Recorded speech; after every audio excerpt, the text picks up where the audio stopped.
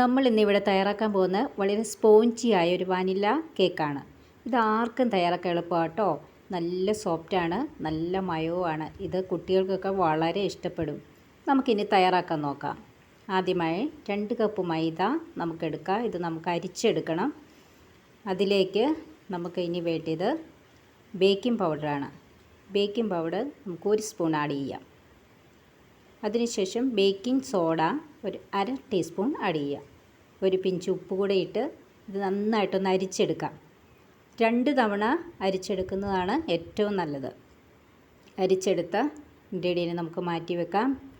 മിക്സിയുടെ ജാറിലേക്ക് 3/4 കപ്പോളം പഞ്ചസാര ഇട്ട് ഏലക്കയിട്ട് നമുക്ക് നന്നായിട്ടൊന്ന് പൊടിച്ചെടുക്കാം. പഞ്ചസാര നല്ല തരിതരിയായി പൊടിയണം കേട്ടോ. ഇനി പൊടിച്ചെടുത്ത പഞ്ചസാര നമുക്കൊരു പാത്രത്തിലേക്ക് മാറ്റി വയ്ക്കാം. ഇനി 2 കോഴിമുട്ട എടുത്ത് നമുക്കൊന്ന് ബീറ്റ് ചെയ്യാം. 3 എണ്ണം വേണമെങ്കിൽ നമുക്ക് എടുക്കാം കേട്ടോ. ഞാൻ ഇവിടെ 2 എടുക്കുന്നുള്ളൂ. അതിനുശേഷം നമുക്ക് പാൽ കൂടി ആഡ് ചെയ്യാനാണ്.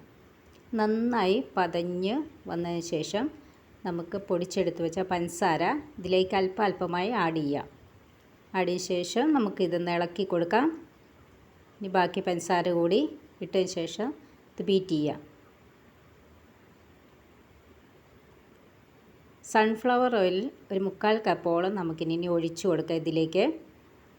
ശേഷം ചെറുതായിട്ട് നമുക്കൊന്ന് ഇത് മിക്സ് ആക്കാം.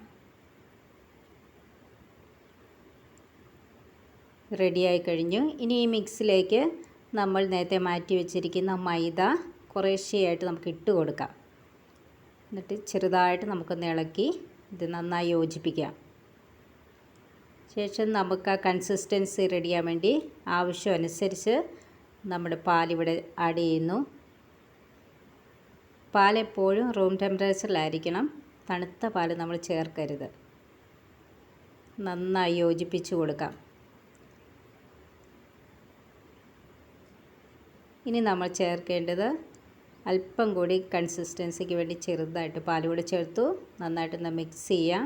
അവസാനം നമുക്ക് വാനില എസൻസ് കൂടി ആഡ് ചെയ്യാം. 1.5 ടീസ്പൂണാണ് ഞാനിവിടെ ഒഴിച്ചത്. നമുക്കൊരു കേക്ക് ഉണ്ടാക്കാൻ വേണ്ടി ഒരു പാത്രം തയ്യാറാക്കിയെടുക്കാം.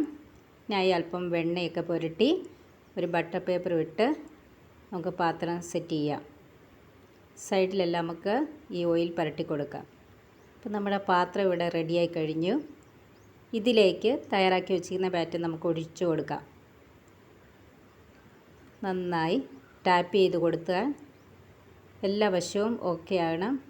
എയറൊന്നും ഇല്ലാതിരിക്കാൻ വേണ്ടിയാണ് നമ്മൾ ടാപ്പ് ചെയ്യുന്നത്. ഇനി നമുക്കിത് കവർ ചെയ്ത് ഒരു പാൻ ചൂടാക്കി വെച്ച് അതിലേക്ക് നമ്മുടെ പാത്രം ഇറക്കി വെച്ച് കൊടുക്കാം. ഒരു 25 മിനിറ്റ് മതിയാകും കേക്ക് ഏകദേശം വേഗമാകാൻ. ശേഷം നമുക്ക് നോക്കാം. ഇതാ നമ്മുടെ കേക്ക് ഇവിടെ റെഡിയായി കഴിഞ്ഞിരിക്കുന്നു. ഇതൊരു ടൂത്ത് പിക്ക് വെച്ച് നമുക്കൊന്ന് കുത്തി നോക്കി അറിയാം. അതിലൊട്ടി പിടിക്കുന്നില്ല എങ്കിൽ കുക്കായെന്നാണ് അർത്ഥം. നമുക്ക് സൈഡിൽ ഒരു നൈഫ് വെച്ചൊന്ന് ഇളക്കിയെടുക്കാം. ബട്ടർ പേപ്പറൊക്കെ റിമൂവ് ചെയ്ത് നമ്മുടെ കേക്ക് ഒരു പ്ലേറ്റിലേക്ക് നമുക്ക് എടുത്ത് വയ്ക്കാം. ഓക്കെ, നമ്മുടെ കേക്ക് ഇവിടെ റെഡിയായി കഴിഞ്ഞു. ഇനി ഇത് കട്ട് ചെയ്ത് കാണണ്ടേ. നമ്മുടെ കേക്കിനെ നമുക്കൊന്ന് കട്ട് ചെയ്യാം. നോക്കൂ, നല്ല സോഫ്റ്റാണ്, നല്ല മയമുണ്ട്, നല്ല റെഡിയായ സ്പോഞ്ചി കേക്ക്. ഇഷ്ടമായില്ലേ? ഇഷ്ടമായെങ്കിൽ വീഡിയോ ലൈക്ക് ചെയ്യണേ, കമൻറ്റും ഷെയറും ചെയ്യണം.